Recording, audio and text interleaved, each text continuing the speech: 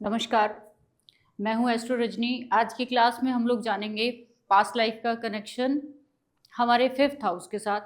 तो समय को ख़राब ना करते हुए, फिर भी आप लोगों से रिक्वेस्ट है, अगर कुछ समझ में नहीं आता तो उसको नीचे कमेंट सेक्शन में ज़रूर लिखिए। आप लोगों के कमेंट्स के जवाब मैं खुद देती हूँ और आप लोगों की पढ़ती भी हूँ, और उसी के अकॉर्डिंग आपको क्लासेस जो है वो देने की कोशिश करती हूँ कि आपको क्या चीज़ सीखनी है वो नीचे ज़रूर लिखिए। ठीक है जी। आने वाले समय में मैं दशाओं पे भी वीडियो बनाने वाली हूँ, तो चैनल पे नए हैं तो सभी लोग लाइक करेंगे, सब्सक्राइब करेंगे, तभी जाएंगे। Thank you very much.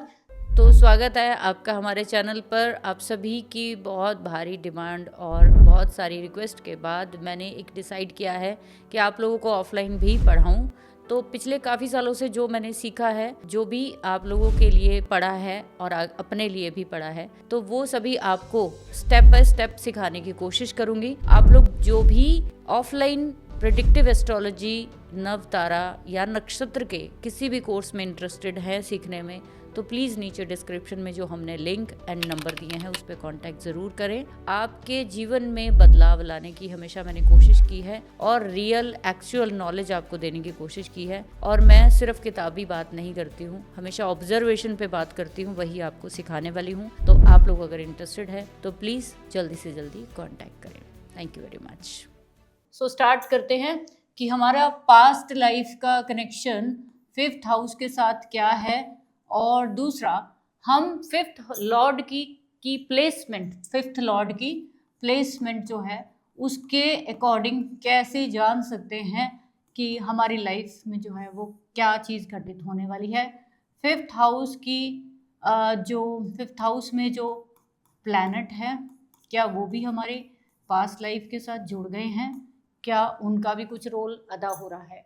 तो सबसे पहले आप लोग जानिए, फर्स्ट पॉइंट जो नोट करने का है वो है कि 5th हाउस जो है वो रिप्रेजेंट करता है आपकी संतान प्लस आपकी सिद्धि या स्किल प्लस आपकी नॉलेज। ठीक है। और आपके सबसे इम्पोर्टेंट चीज वो है पूर्व पुण्य, जिसके अनुसार आपको इस जीवन में चीजें मिलेंगी। तो यहाँ पे सबसे पहले सबने क्या देखना है, अपना 5th हाउस चेक करना है। This is your 5th house. हम यहाँ पे कालपुरुष कुंडली बना रहे हैं, आप यहाँ पे कोई भी कुंडली आपकी निकल सकती है, आप उसके विद रिस्पेक्ट अपनी चीज़ों को रेक्टिफाई करिए। First of all 5th house जो है, अगर हम पूर्व पुण्य का कह रहे हैं और पास्ट लाइफ का कह रहे हैं, उसकी क्या रीज़न है, उसके पीछे लॉजिक पे बात करते हैं। तो सबसे पहला रीज़न तो ये है कि ये आपका लगन है, ये आपका पास्ट है और ये आपका फ्यूचर है। ऐसे ही प्रिडिक्ट करते हैं हम लोग। लेकिन अगर इसको आप थोड़ा रोटेट करें कि फ्यूचर का, आपके फ्यूचर का 9th हाउस, आपके फ्यूचर का 9th हाउस आपका 5वां घर बन रहा है। यानी कि अगर हम ये देखें कि आपका जो हिसाब किताब अपने फादर के साथ है, आप अपने फादर का क्या हो, पास्ट हो। उन्होंने जैसा कुछ पूर्व में पुण्य किए होंगे वैसे आप उनके घर में आए हो। आपके घर में जो संतान आ रही है वो आपका पास्ट है, तो आपने यहाँ पे जो पूर्व पुण्य किया है उसके अनुसार आपकी संतान आ रही है। तीसरी चीज कि आपकी संतान का पूर्व पुण्य, आपकी संतान का पूर्व पुण्य जो है वो 9th हाउस है। उस संतान की संतान क्या होगी, वो 9th हाउस बताएगा। तो यहाँ पे काफी सारे लोग कहेंगे कि मैम 5th हाउस तो सिर्फ और सिर्फ फर्स्ट चाइल्ड के लिए देखा जाता है। जुपिटर जो है वो संतान का कारक है। तो आप लोगों को एक गलतफहमी से बाहर आ जाना है। नैसर्गिक जुपिटर, हर बार संतान जब आपके जीवन में आती है तो जुपिटर का आशीर्वाद लगता है तब। सेकंड चीज, अगर कहीं पे फर्स्ट चाइल्ड के समय पर या फिर आपके जीवन में जो ये 5th हाउस है, ये आपकी लाइफ में पिछले जितने भी कर्म हैं उसके अनुसार ही आपकी संतान की आगे एक्सटेंड होगा।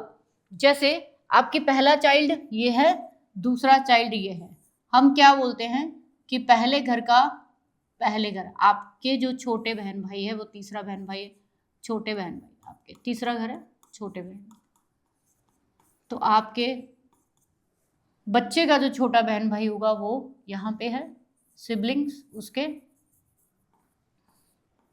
जुड़ा तो यहीं से है, इसी भाव से ही हम आगे कनेक्ट करके जा रहे हैं, तो जुड़ा यहीं पे है, इसलिए 5वें घर को सबसे पहले देखना है, सारी संतानों के लिए देखना है। ऐसा नहीं है कि सिर्फ 5वें के लिए, अगर 5वां अफ्लिक्टेड है मतलब एक आधी संतान तो आपकी ऐसी आएगी जिसकी वजह से आपकी लाइफ में ट्रांसफॉर्मेशन होगी। ये आपकी जो भी संतान है ये आपकी अपनी खुद के किए हुए कर्म है उसको भुगतान कराने के लिए आती है। जैसे हम कहते हैं कि बोया बीज बबूल का तो आम कहाँ से हुए, तो हम क्या कहते हैं कि मैंने तो लोगों के इतने भले किए भाई, मेरे घर में ऐसा बच्चा पता नहीं कहाँ से आ गया।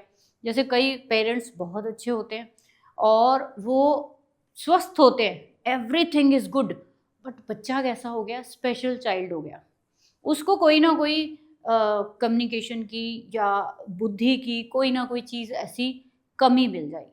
तो फिर यहाँ पे अगर सोच के देखिए, एक छोटा सा बच्चा पैदा हुआ और उसने कुछ भी ऐसा नहीं किया है, जो अभी जस्ट अभी 2 दिन का 4 दिन का, मैं हमेशा कहती हूँ कि जब बच्चे की ज़िंदगी में आप तकलीफ़ें देख रहे हो तो माँ बाप को अपने चार्ट में 5वें घर को चेक करना चाहिए। अगर वहाँ पे दिक्कत है ना, तो आप ये मान कर चलिए कि आपके जीवन में जो घटित हो रहा है इस बच्चे के आने के बाद वो आपके ही कर्म है, उनको ठीक करना बहुत ज़रूरी है। तो ये चीज़ को हम इस तरीके से रेक्टिफाई करते हैं। तो सारी संतानों की शुरुआत 5वें घर से ही होती है। अब बात करते हैं, जब 5वें घर का लॉर्ड जो है वो बाकी हाउसेस में बैठकर आपकी पास्ट लाइफ और बच्चे के बारे में क्या बता रहा है। 5वां घर जो आप सिद्धियां करते हो अपनी लाइफ में, मंत्र सिद्धि करते हो, जितने लोगों को मंत्र सिद्ध करना बड़ा पसंद है, ठीक है, ऑकल्ट में बहुत इंटरेस्ट है, जितना भी लोगों को ज्ञान देना बड़ा पसंद है, दोनों को चीज़ों को लोगों को सॉरी, तो उन लोगों के 5वें भाव का कहीं ना कहीं बहुत अच्छी प्लेसमेंट होगी। तो ही जैसे कि मान लीजिए कि वृश्चिक राशि वालों के 5वें घर में गुरु की राशि आती है, तो इन लोगों का अगर ये गुरु अच्छे भावों में प्लेस हुआ तो इन लोगों की संतान भी गुरु तुल्य होगी, गुरु जैसी होगी, और कहीं ना कहीं इस व्यक्ति के जीवन में जो भाग्य उदय जरूर होगा इसकी संतान के बाद। तो ये चीज़ें देखनी होती है। कहाँ बैठा 5वें घर का, तो वहाँ पे क्या है आपकी, वहाँ पे भाई आपकी स्किल है, वहाँ पे आपकी नॉलेज है जो पास्ट लाइफ की है, और वहाँ पे ही आपका पूर्व का पुण्य है जिसके अकॉर्डिंग आपको ये लास्ट प्रोडक्ट आपकी संतान मिलता है। ठीक है, तो हम इसीलिए 5वें घर को प्रोडक्शन हाउस भी कहते हैं। जितने भी लोग प्रोडक्ट बनाने का काम करते हैं, मशीनें लगाते हैं, वो भी 5वें घर से देखी जाती है। ठीक है, चलिए अब बात करते हैं कि 5वें का लॉर्ड अगर लगन में बैठता है तो बच्चा आपके जैसा होगा।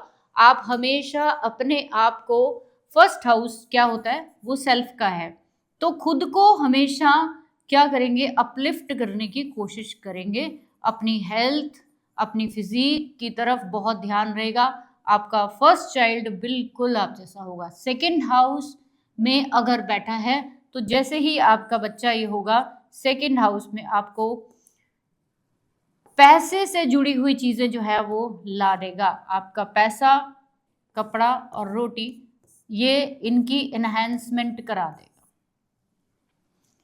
तीसरे घर में है तो वो आपको किसी ना किसी ऐसी, मान लीजिए कि आप कोई कंपटीशन करना चाह रहे थे, लेकिन जैसे ही आपकी संतान हुई आप उसमें विक्ट्री हासिल करते हो। तो थर्ड हाउस जो होता है ये विक्ट्री हाउस भी कहा जाता है। तो आपके जीवन में कोई ना कोई ट्रांसफॉर्मेशन होती है, कोई ना कोई नया काम आप करते हो। तो यहाँ पे 4th हाउस में अगर वो बैठ जाता है तो 4th हाउस जो होता है वो सुखों का होता है। This is very important placement. जब 5th का लॉर्ड 4th में बैठेगा वो ये बताता है कि वो अपने से ही 12th में चला गया है। इस चीज को समझिए। ये पांचवा घर, फिफ्थ का लॉर्ड फोर्थ में जाकर बैठ गया। वो क्या बता रहा है आपको? वो यहाँ पे बैठकर ये बता रहा है कि संतान आते आते पीछे चली गई। यानी हो सकता है कि आपकी जो पहली संतान है वो होने में बहुत सारी डिले हो जाए। हो सकता है कि आपको वो संतान जो है वो अडॉप्ट करनी पड़े।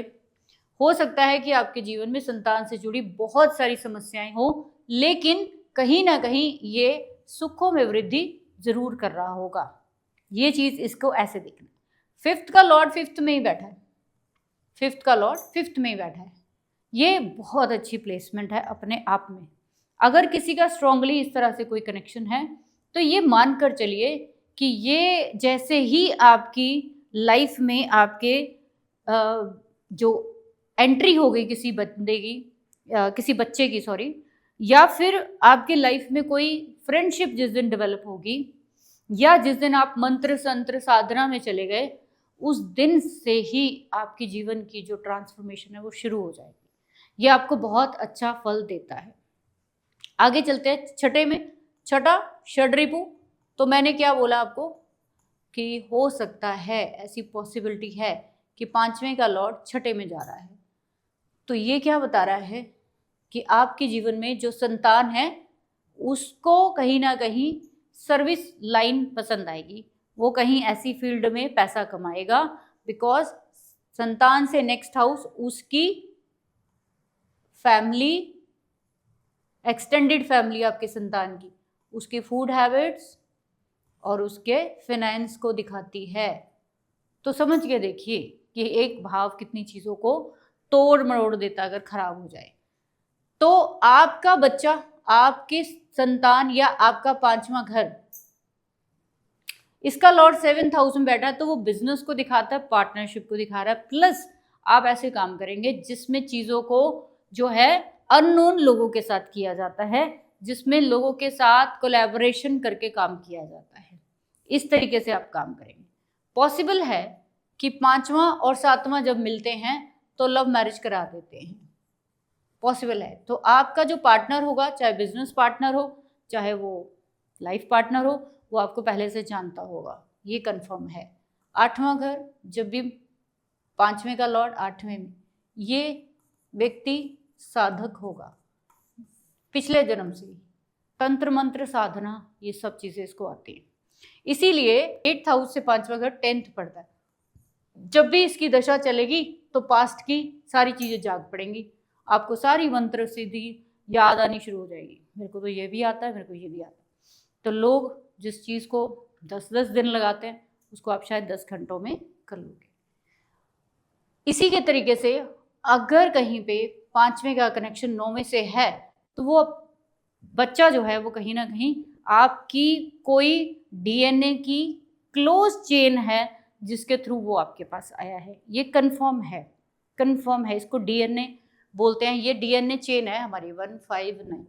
तो जब यहाँ पे कनेक्शन आपका जुड़ता है तो वो दिखाता है कि वो आपके कहीं बहुत क्लोज कनेक्शन से बच्चा आया है। उसके बाद उस बच्चे के बाद आपकी बहुत सारी लॉन्ग जर्नी स्टार्ट होती है, आपकी स्पिरिचुअल जर्नी शुरू होती है, आपकी लाइफ में भाग्य उदय होना तय होता है। 10वें घर में पांचवें का लॉर्ड यहाँ बैठा है, फिफ्थ का लॉर्ड। जैसे ही आपके घर में संतान होती है, आपके पूर्व के जब भी आपकी 10th की दशा स्टार्ट होगी तो आपकी जिंदगी में क्या होगा, प्रॉब्लम्स क्रिएट होंगी। उसका कारण सिंपल सा है कि ये जो 10वां घर है ये 5वें से 8वां पड़ता है। उसके बाद 11th हाउस में बहुत अच्छा है। अगर 5th का लॉर्ड 11th में बैठा है, यहाँ पे 5th का लॉर्ड यहाँ बैठ गया है, तो वो ये बताता है कि आपको पैसे की कमी कभी नहीं होगी। ये नैसर्गिक पास्ट लाइफ से आपका कनेक्शन है।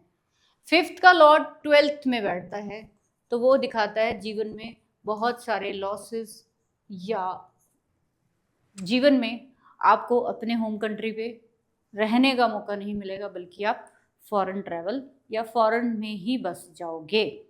तो ये एक वो कंडीशन है स्पेशली कि अगर 5th का कनेक्शन 12th हाउस के साथ हो तो नैसर्गिक ही है, ये बंदा कहीं पीछे से ही आया है, यानी फॉरेन में ही कहीं पिछला जन्म भी इसका पूरा निकला है और इस जन्म में भी वो फॉरेन ही जाएगा।